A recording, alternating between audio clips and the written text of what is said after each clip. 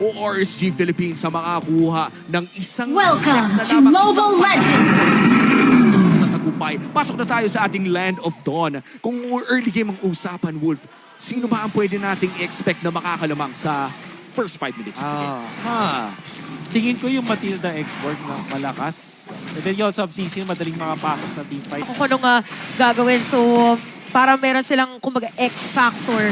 Pagdating na rin doon sa kanilang drafting ay ipinush na rin. Pero surprisingly, ito makikita natin na talaga dahil mamaya pa yan magbubugbugan. Pero hindi pala, hindi na ito aantayin. Mas ang pinakaunang pagong. Tuloy-tuloy lang, pati si Kyle binigyan na rin. Oh, no, wala pa ng Firago armor dito. Missile expert, at idediretso pa nga. Ginamit yung Eternal Guard doon, pero itutuloy pa rin dito ng RSG. D1 kahit makakasecure niyan. Makakatakas ba si Ogwen? Pero merong hatak na bitaw. Isama pa yung final slash. First. Pero kitang-kita na ang pacing ay kontrolado ng RSG. And speaking of kontrolado, makokontrol din dito si Kyle TZ, pero Eternal Guard para makatakas sana siya. Another guiding win, successful dito ang Falcons AP Bren. Pero iba pa yata ang kapalit. It's gonna be View, and from the back, Sinats dito ay papasok na naman. Makakakuha again ng another kill. Pero Sinats yata mabibigyan. Sakto dito ang sagot ng Netherrealm. Martinsity, ayan na nga si Super Marco. Tumutusok pa rin. Pero lamang ang tusok ng sibak ni Marco. At kailangan pa nga bumalik ni Ogwen dito kasama si Aqua. Hinahabol nila dito si Aqua. Successful double kill para kay Super Marco. Pero another contender yata pa. Kills agad for a Moscow. Oh wow, this is huge. Dumediretso na naman. Few is gonna be down. Demon kahit dito meron pang damage na ibibigay. Itutuloy lang yung turtle habang si Aqua pinifree hit. Makakatakas pa dahil meron parent slash, pero habol pa rin ni Kyle TC. Habang si Nuts dito may bawi lang din naman. Vengeance ginamit na. Free hit para kay Kusei. Flop! Ng AP Bren. Wala pa yung Arlot ng moment na yun. Pero nung pagdating ni Nats, na-clean up pa niya yung kill doon kay Count Easy. And now, RSG. Nang wala sa oras eh. Hindi, kailangan na natin itong pag-usapan. Okay, pinag-usapan, sinaktan at kinain at iba pa. Pero ito na ata, Curse of Blood na naman. Ginamit pa nila yung flicker doon para talagang madiin yung damage nila ng RSG. Si Few ay patay na. Habang itinutuloy, nakukuhanin yung purple buff. Hindi na makasilip dito ang Falcons AP Bren. Kaya naman walang purple buff dito si Kyle TZ at sisirain pa nga yung Torre. Kamunti ka na sa gitna. Nag-iinit na ang RSG. Palaki lang ng palaki ang kanilang gold din. We are looking at... Hahanap na lang sila ng space para as much as possible ay maiwasan yung team fight. So masasabi natin na RSG talaga ang nagdidikta ng laban ngayon. All 3 turtles secured by RSG Philippines. And things are looking great. Dito dahil grabe yung pressure na ibinibigay dito ng RSG. So tama ba for Falcons AP Bren? Yung sinabi natin kanina, tiis pogi muna ulit. Well, fortunately may export pick sila. Ayun nga lang, parang hindi na yata hayaan na magtiis pa. Dahil si Flap TC dito ang ita-target nila. Ginamit pa yung finals lang doon. Sa may gitna, kamutikan na si Ogwen. Dito para sa AP, Falcons AP Bren. Ang hirap isolve ng kanilang composition. Apart from the fact na kailangan lang nila magpa-item. Damage, by the way, ginamit na dito yung final slash. Kaldi, sumawala ng immortality. Meron pang Firaga armor yan, pero konting-konti na talaga yung buhay. Kaya si Kusei masisecure yung kill sa kanya habang yung Lord ay nandito sa top lane. Pwede pang dumiretso, pero ginamit na yung Eternal Guard. At meron pang hatak against Flap TZ, pero makakahinga pa. rin ng RSG Philippines ang pagpupush. Here comes Ogwen, 3-man knock-up. Pero Tina.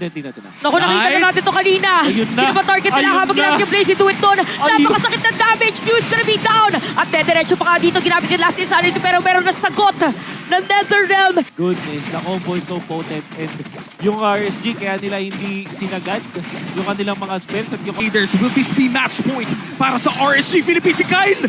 Nahahatak si Kyle. Dito na welcome pero nandun siya sa may pader. Kaya naman merong free hit dito pero Netherrealm na naman. Habang yung mga players dito ng Falcons AP Bren ay pinipilit na dumipensa pero aatras lang muna dito ang RSG. Disiplina daw muna dahil meron pa naman daw silang Lord. Masisira din yung Torre dito sa may bandang ibaba. Ginamit ang Yo-Yo Blitz. Sila itang target nila pero not enough ng damage dahil nandito na rin si Kusei. Makakalipad ng the Barats actually. The final slash as well. Used half HP on this Luminous Lord. Hawak-hawak ito ng RSG Philippines at i-reset ito ng bahagya. Balik na naman tayo sa Lord Dance na ito. Ano kayang hinihintay nila? Parang hinahanap yata nila dito si Flap TZ at saka si Super Marco kung nasan talaga. And look at Kusei, more on free hits lang. Kahit yung body mirror image ay talagang masakit na agad yung damage. Napakagandang Eternal Guard para dito kay Kapitan Pew. Kaya si Nuts may pipilitan na umalis. Nagamit na rin yung Nether Realm. Parang ito yata ang inaantay ng Falcons AP Bren para ituloy yung Lord. Pero hindi din bibitaw ang mga Raiders. Insane timing coming in from Pew. Talagang nahuli niya isa, nahuli nila ang dalawa. At mukhang itutuloy na ni Super Marco yung Lord. At makikita natin dito na talagang palabanan na to ng mga retribution. Oh, mare-reset muna. Delikado si daw Nuts. yata. Kamuti ka na si Nuts! Nuts! Pero yun nga lang, Demon kahit pa nakakuha ng Lord habang si Nuts ay buhay pa rin. Idediretso ng AP Bren doon sa team fight habang sila ay nakaabang for the counter set. Inaantay. Pero nga lang mawala ng immortality si Demon kahit Super Marco nararamdaman Oh, na no! natin din ang mga free hit niya. Kill spray pa. Tapos si Flight TC din. Meron makukuha na kill against them. At habang nangyayari ang lahat ng yon ay may minions na umaatake sa base ng AP Bren. Matatapos nga ba ito ng mga minions? Walang dedepensa. Para kay Ogwen mukhang mababaliktad yata. Pero maingat lang din. Ginamit yung guiding wind. Dahil kit ng Tori muna ang kukuhanin nila. And that will be a turn. Here comes Ogwen. Papasok dun sa likod. At nasusunak na nga ni Flap TC yung apat. Nagamit na yung circling eagle dito ha. Pero nga si Nats sa may bandang Getly. Sino ba magiging target nila? Pero pang vengeance para sa kanya. Meron mga dash. Super Marco na si Bot. Pero nga lang nagamit yung wind of nature. Si Nats dito mawala ng immortality na salo ng Nether Realm. Mare-reset yung Lord. Nakita na natin to kanina. Magre-reset din pa yung mga teams. Hindi na nila itutuloy muna yung Lord. 2 flickers down para sa RSG. This is crucial dahil kay Aqua at Light yung na-burn. Ganda nung slow push sa top lane dito ng Falcons AP Bren. Malulugi dito yung RC kung magkakaroon ng isa pang reset. Ito na ba yung reset na inaantay pero naka-ready dito para hindi mag-reset dahil meron depensa para sa Falcons AP Bren.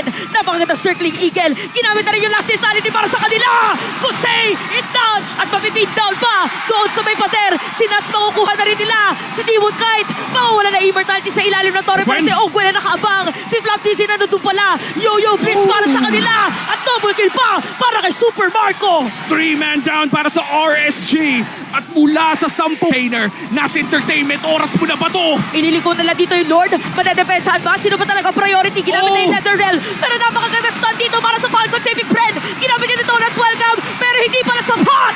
Dahil Falcons AP Bren. 2-1. Match point para sa Falcons AP Bren after a stressful game number 2.